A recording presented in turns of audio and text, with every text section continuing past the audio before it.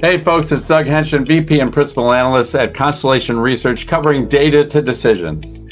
And I'm Dion Hinchcliffe, VP and Principal Analyst, covering CIO topics and future of work, and we're your co-hosts for episode 68 of Constellation Research TV. As usual, we're covering trends and news in enterprise technology. This week, we're sharing highlights from our recent Constellation Connected Enterprise event held last month in Half Moon Bay, California.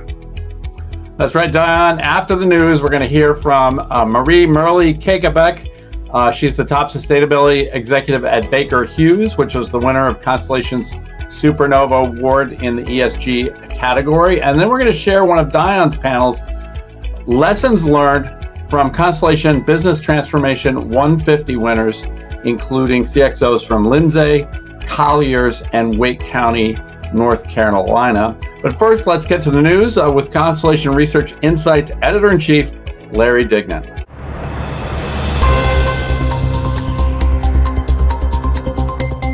Hey there. Hey, welcome, Larry. What's in the news?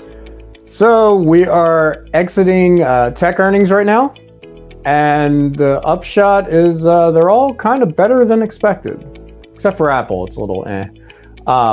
But generally speaking, things are looking pretty solid.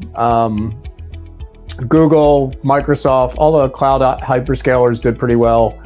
AWS seems to have its efficiency game down, like they're starting to really print some cash. And if you look across the chip makers, there seems to be this opinion that, fueling AI processors are, going to be big business. NVIDIA does have some competition coming up from AMD in the fourth quarter. And then the other thing is just that the PC market seems to be bouncing back a bit, or it's certainly not going to get worse. And then on the buy side, it's also pretty interesting. There's a lot of digital transformation things that are paying off in terms of customer experience, rewards programs, digital transformation, and there are pockets of generative AI being used to boost productivity. So it's a nice mix. I'm still going through, a gazillion transcripts from various players, but overall it's been pretty impressive. So what are some of the buy-side wins? I saw McDonald's. What were some of the innovation and transformation paying off? Starbucks was talking a lot about tech and process. They sort of had a little unveil last night. I think there are pockets of it everywhere. It doesn't get huge mentions. So what happens is during the earnings calls, they'll mention these things.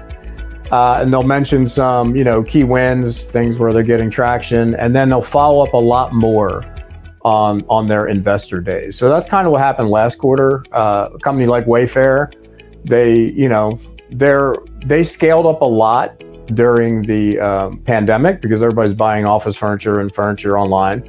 And then, that demand dried up. And now, so they actually talked a lot about their transformation and building out technology infrastructure that can, scale up, scale down, and also be able to do things like, drive growth and then pivot to drive cost savings and efficiency. So I think that's where a lot of companies are trying to get to. So the examples, they're kind of sprinkled all over the place, and I'm still doing the analysis and going through all these transcripts, but it's kind of interesting and it's popping up, and but great reading. Don't discount it. You've got some great stories up there on constellationr.com/insights. I saw a good one. Again, McDonald's, Home Depot. Plenty of great reading for CXOs interested in what digital disruptors are doing. Yeah, well, we're also seeing it where, the digital disruptor stuff is becoming, front and center for investors because, they want to see those operating margins expand no matter what. So it's kind of an interesting time. Yeah, well, this is a real about face from February when the three of us were taking the temperature of CIOs in our monthly CXO call, and it was like nuclear winter. CIOs weren't spending anything on any new projects, and now we see kind of both on the buy side and the sell side that it seems like the recession is not going to happen. Larry, what do you think? Where are we going from here? Is it going to continue like this? Honestly, your guess is as good as mine. I think there's kind of a lag with interest rates, and we're seeing smaller companies get hammered right now because any company that has to refinance their debt is just getting crushed. Yeah. Because they're refinancing it much, it's almost like if you had a house with a 3% mortgage and it had a term of 3 years and you were forced to refi it like 8%. So I think there's a lot of industries like that where they're rolling this debt over, and it's, so I'm kind of looking at some of those distressed industries to see what these tech projects are. For instance, let's just take the mortgage industry, right? It's Armageddon in that industry. So they're going to have to automate or die. It's pretty much that simple. Yeah. And automate or die. I like that a lot. That's great. So what comes out of that wreckage? And those tech projects that come out of that wreckage are going to be pretty interesting to watch. Yeah, fascinating.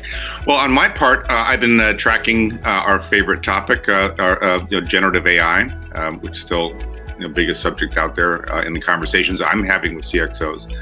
And it's interesting. I've been watching what the cloud hyperscalers are doing around generative AI and the way that they are steadily tweaking their terms of service. Both Microsoft and now Google are now offering indemnification in their terms of service, saying that if our generative AI, based on the training data, which we've gathered from all over the place, which they don't inventory all that training data, but if we generate something that gets you, entangles you in intellectual property lawsuits, will indemnify you. So Google is the latest one to join that. We are seeing legal teams are inside buy-side organizations are pumping the brakes on using generative AI for things that are public facing or other ways can get exposed in the legal liability. And so the hyperscalers are trying to get out in front of that. And then Microsoft, for its part, just tweaked their terms of service a couple days ago without much fanfare, but a lot of people noticed that they're now throttling generative AI requests. So they say they will do it. They won't identify the circumstances which they're having it. But we know, as we were talking about, with the tremendous CPU and energy consumption that AI requires. I mean, some of these requests are an individual request to open AI can cost 20, 30, 40 cents each. And so if your company's pounding away with millions of requests, and apparently they're running into that issue, they're trying to tweak their terms of service so that they can better cope with the demand that they're seeing. And I still run into ChatGPT not available, and I'm a paid user. And I have to wait for the CPU instances coming available. So we're seeing the real impact now that generative AI is starting to have on the hyperscalers, to the extent that some of them are actually having challenges meeting demand. And what does that say? Is AI really seen as a growth engine for hyperscalers to be the next big growth engine over the next 5 to 10 years. And so just trying to read the tea leaves there to see what's happening. But we can see in the terms of service giving us hints about what the big issues with generative AI are right now. So it's I've seen on Bing search on Microsoft that instead of kind of promoting a kind of iterative query approach, the responses kind of cut off the conversation to discourage continued exploration with your search experience with the powered by Gen AI. Well, the big issue here is, there's two issues, and they both begin and end with NVIDIA. The first part is Supermicro reported earnings, and they said they're having a hell of a time procuring chips. And we'll hear from NVIDIA soon with their earnings, so we'll know if they can actually meet demand. But the other thing is, I think we're going to have to come up with a different model, whether it's a peer-to-peer or distributed model. How much of this workload can we actually offload to even smartphones or whatever? Well, but I think we're going to have an issue with the ESG crowd, because just like crypto got a bad reputation for energy consumption, AI is going to be even worse.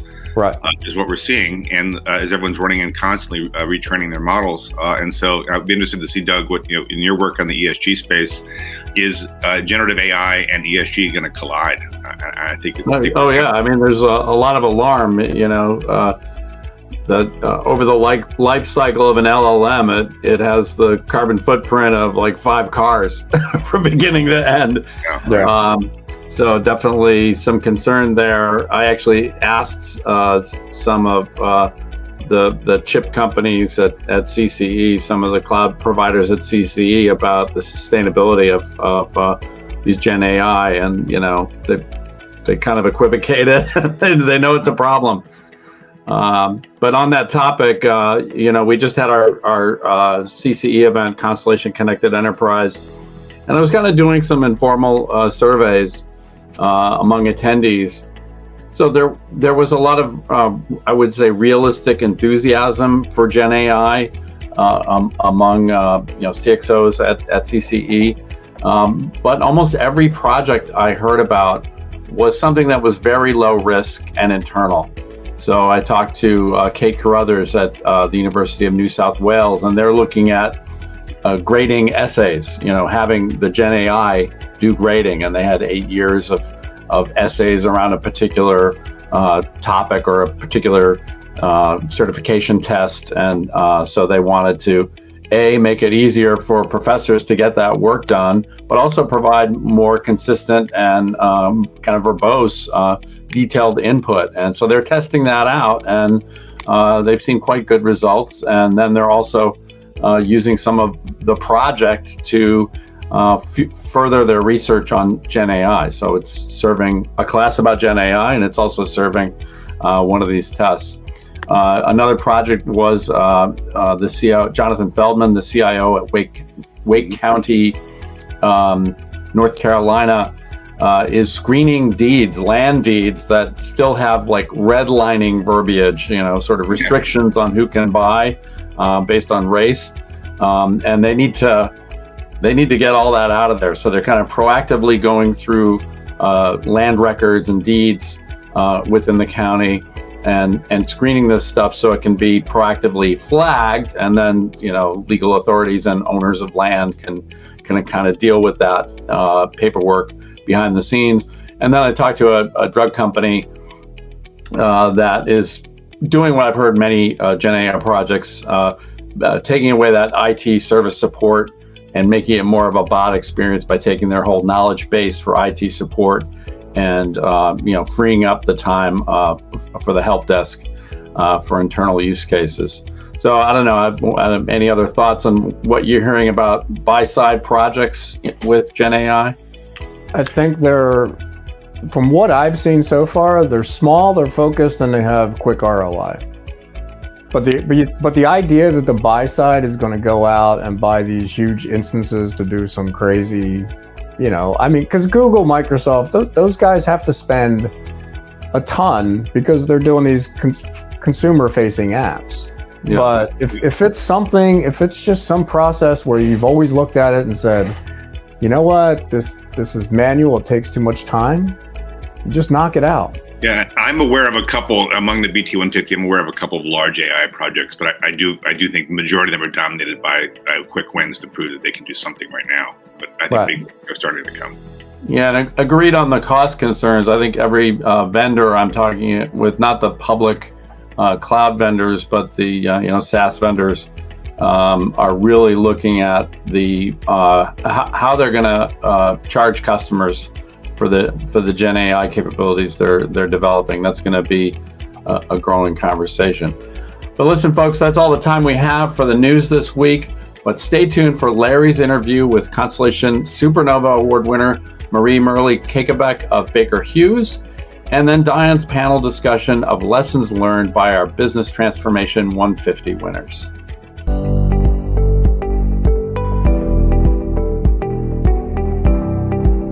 I'm Larry Dignan from Constellation Insights, and we're here with Baker Hughes Sustainability Executive, Marie Merle Caekebeke. Hi, Larry. Thanks for joining us, and congrats on winning the SuperNova Award. Thank you for having me. I'm excited.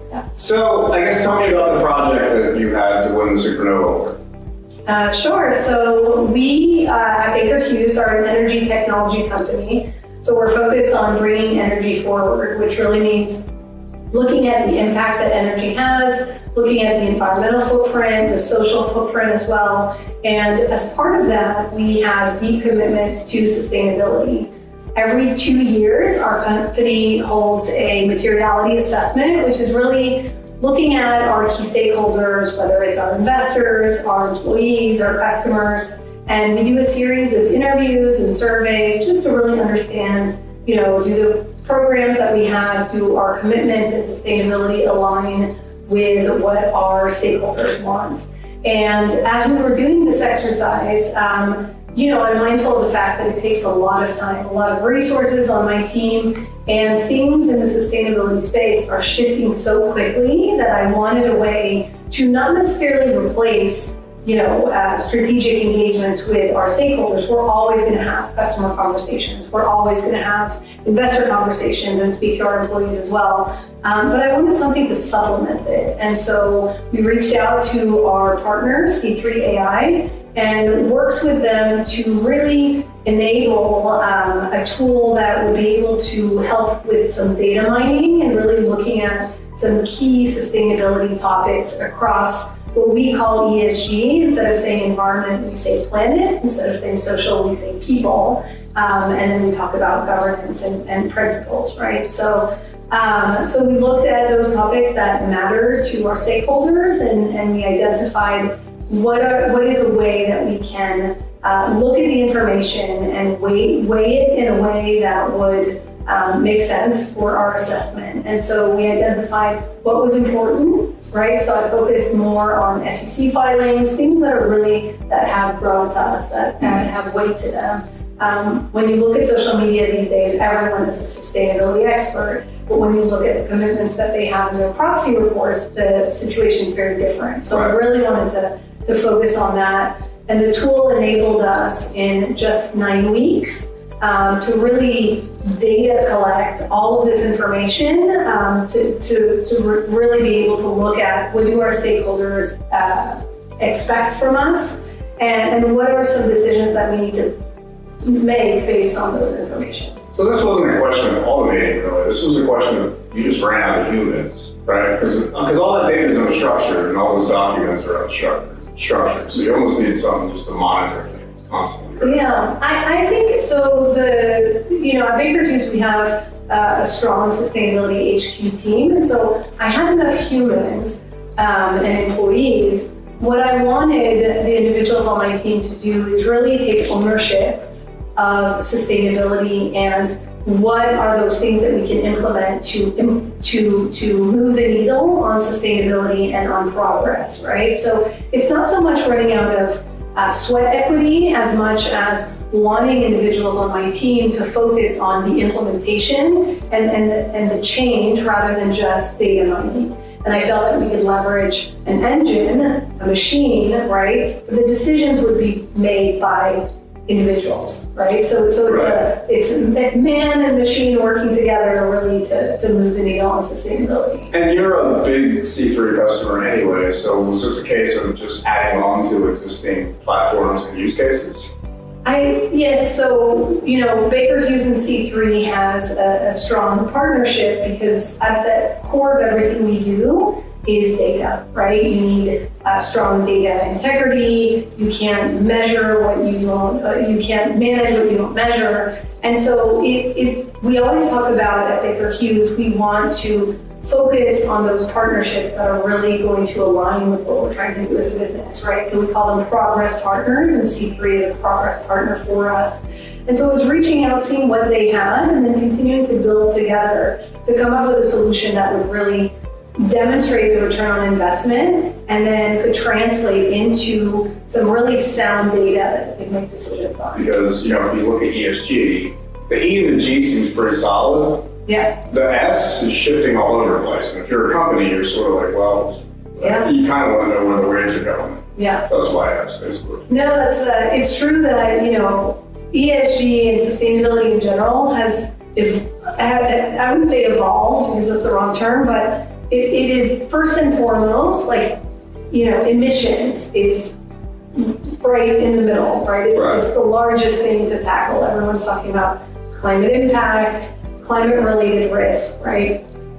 At New York Climate Week, one of the resonating topics that kept coming up over and over again is you can't decouple the environmental aspect from the social aspect, right? So in areas where communities are marginalized, and where they are feeling the deepest impact of climate change is also in many of those areas where you have human rights violations and where you have people that are not making a fair wage, right? And so it's about looking at it holistically, and this tool that we worked on, the ESG tool, enabled us to leverage AI to look at it. And you could draw some parallels, right? As one's going up, the interest in task force on climate-related financial disclosure, TCFD, as climate-related impact and monitoring climate-related impact increases, will so do some other ones, right? So drawing parallels was quite interesting, looking at AI as well. And what are your plans for 2024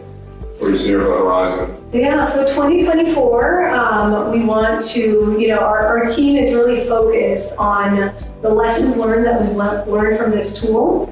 And we want to be able to, now that we have identified as a company, in April we released our full framework for sustainability. So we've been working on projects and initiatives for over a decade, right? But bringing it all together in one framework, which we call our sustainability strategy framework, means that it can't just be owned by a small corporate team. Right, so our focus in 2023 and moving forward in 2024 is making sure that the deployment of our sustainability strategy is well understood, that initiatives are pushed all the way to the deepest level. And I think for me, the analogy I like to give is individuals understand the benefit of safety even when they don't work in HSE, right? So they know that working safely, whether you're in a field job or at a desk job, means you get to come home to your family safely.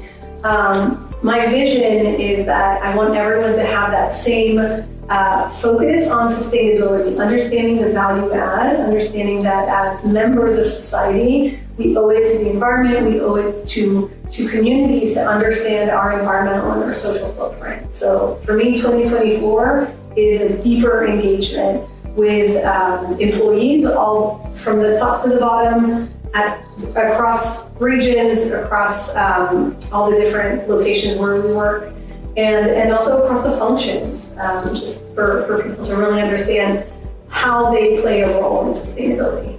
All right, thanks for joining us. Great, thank you for having me.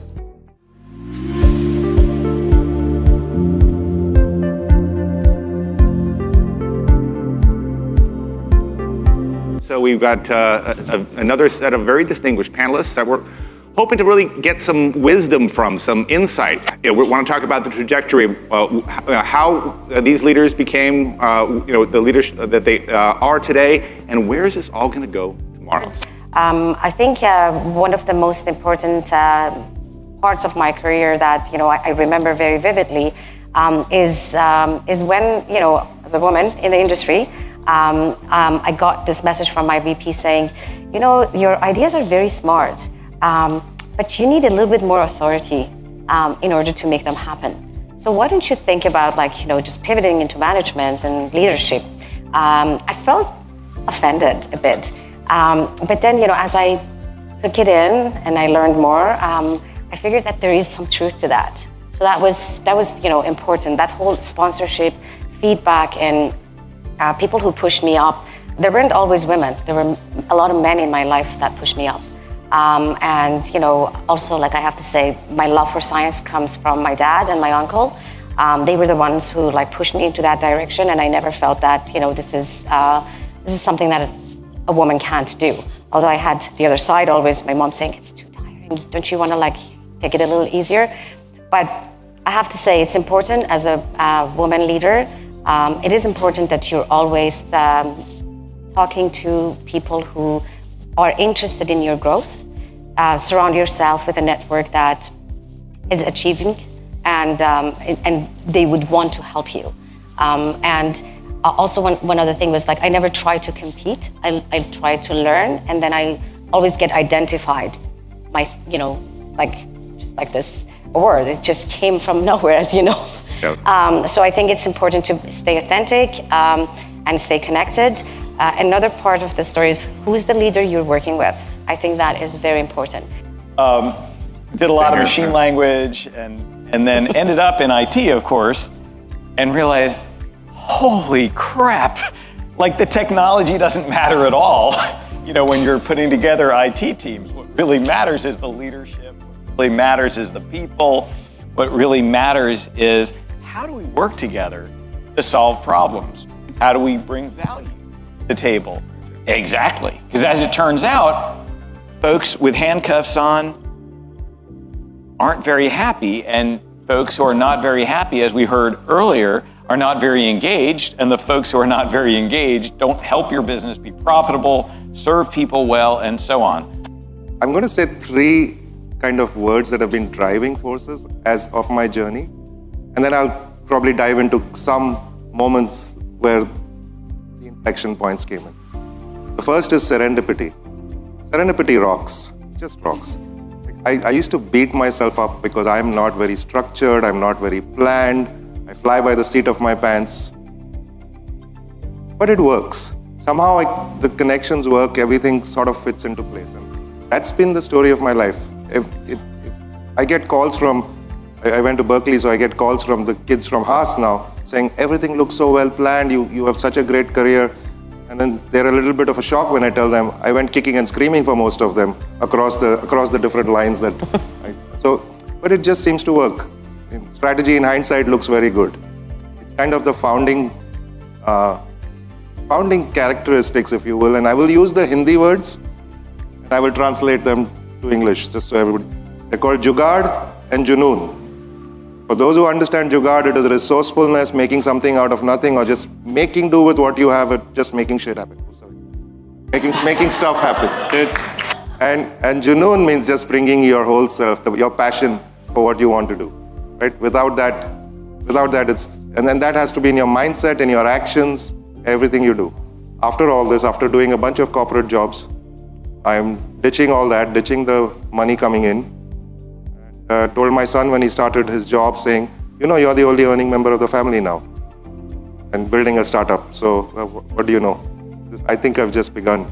So I think that kind of the holistic view of seeing the same problems from different angles and across different sizes of companies and different industries really helps me build a better view of, you know, what are the opportunities ahead of us and how can we solve some of the problems facing us. So that kind of was a big part of my journey. And my advice to typically, you know, more early career kind of colleagues is to really be curious, being willing to learn, lean in, embrace, which kind of is always my advice. And it's a transformational time now. It's super important that it takes to succeed for ourselves, for our professional lives, and for our companies.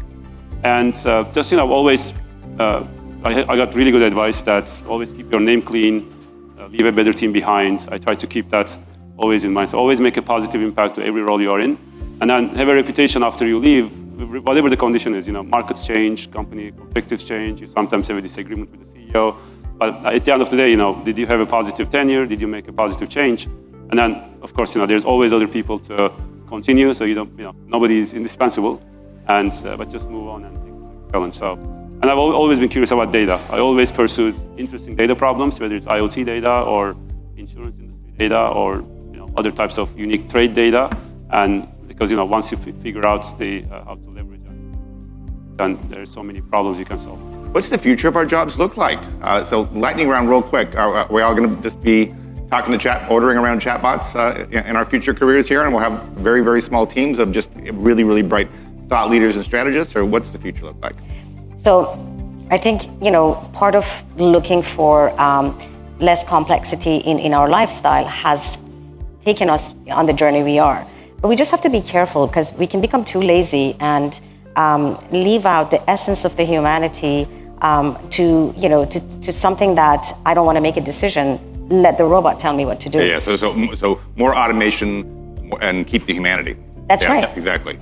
You have to suspend your disbelief and believe that this AI thing really is going somewhere. Mm-hmm. Number two, we have to make good choices because it's not about the technology, it's people again. And so as business owners, as bosses, as regulators, as politicians, as community members, we have to ask ourselves, what kind of future do we want? And be intentional about how AI fits into that. So if it's just exploitation, you've got folks on the top and folks on the bottom. And it's probably gonna not go well, right? Versus if we set up something equitable and valuable. AI is your co-pilot. Use that for that's what I'm going to operate with, and that's how I'm going to build a company. We have done this before. It's a transformational time. We know how to deal with major transformations. And it's going to only increase productivity, create much better jobs. We'll learn how to work with AI, interact with AI, re-architect our processes. So I'm very optimistic and I'm very excited. Well, that's a wrap for episode 68 of Constellation Research TV. Get set for our next episode coming up in 2 weeks.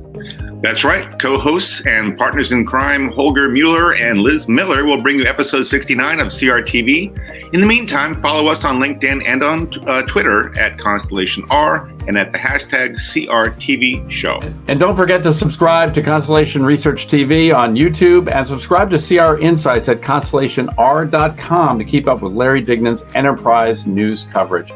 Thanks for watching and have a great week.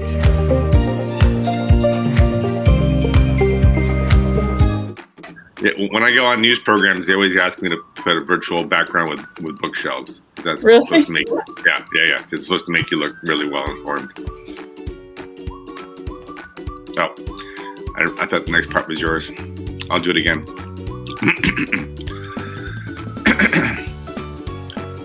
And Wait. Hannah, it's not 68, is it? We're always odd.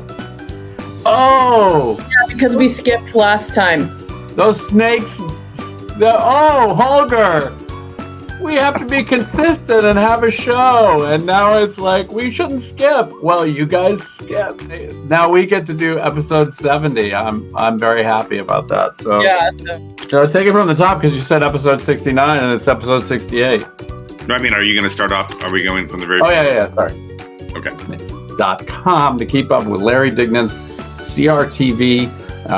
I'm sorry, I butchered that. Technology. And this week we're sharing hair lights. We'll get a few. Hairlines. We're sharing hairlines. I've got a bad one. No, I'll start over again because I botched my intro. Yeah, I know. You're right. So let's just do a do-over.